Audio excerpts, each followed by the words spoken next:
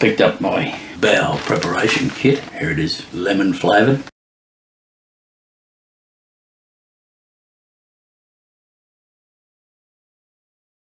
Well, it is indeed colonoscopy time. It's 5 years since my last one, but this one takes me to what I would call veteran stage. This will be my 10th incursion on the colonoscopy stakes. I've had a couple of endoscopies in there as well. Why have I had so many? I can hear everybody asking. Well, cancer discovered pretty early, 49, and I put the first scope off for a year anyway. By the time we'd found it was pretty bad. Seemingly, from what I can ascertain, it was a different sort of a cancer in how it had behaved. There was no blockage on the inside. Post the colonoscopy, the surgeon said, it's only small, we'll cut that out, probably won't even need a chemo. How wrong he was. So we got that cut out and the biopsy came back. The thing had ripped through the wall, sort of eaten outwards to start with, done a lot of damage around the about. We'd ended up at stage 3, nothing on the liver, nothing on the lungs, nothing on the brain at that stage. But disturbingly enough, there were still cancer cells at the margins. So we did have to get some chemo. Probably didn't help that I had a blazing row with the anaesthetist before the surgery, and that's part of the extended play version that I'll get to one day. The surgery was supposed to be 2.5 hours, turned out to be 7 hours.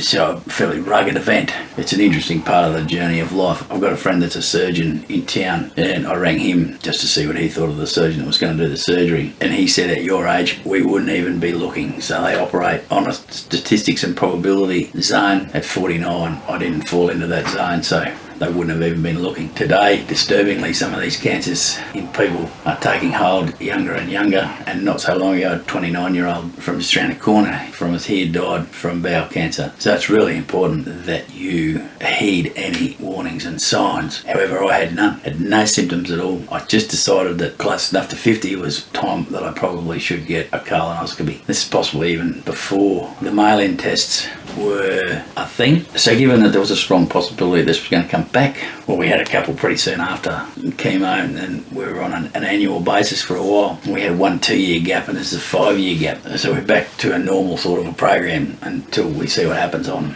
Friday, see if there's any good stuff in there. Picked up my bowel preparation kit. Here it is, lemon flavoured.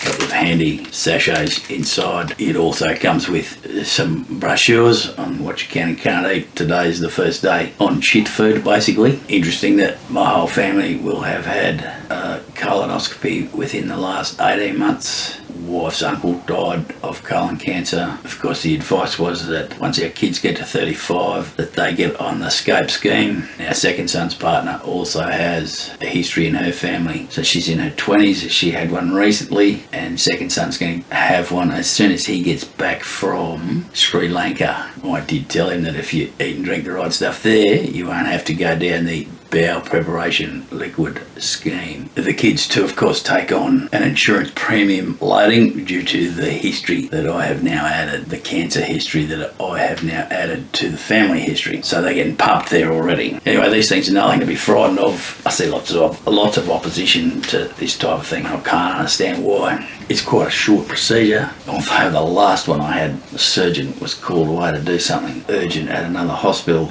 and I was booked in for 8 a.m. We eventually got through at 4 p.m. I had a rip snorting headache, and you get quite hungry. The whole procedure's changed a fair bit since my first one. The whole thing's compacted down into a really tight period now. I think I start the liquid 7 p.m. Thursday night, and then I've got to get up at 11 p.m. and have the second one, whereas that was traditionally over quite a longer period in times past. So we see what happens when we come out the other end. It's a much longer story on the cancer journey and why, for me, in a number of areas, and I'm not saying every area, and I'm definitely aware that other people have a much different experience to me, but in a couple of areas of my life, the cancer was actually good for me. I survived, of course. I was lucky enough to survive, and some aren't. Some have terrible time, but that's part of a much longer story. So Friday the 17th, it's a colonoscopy time for me.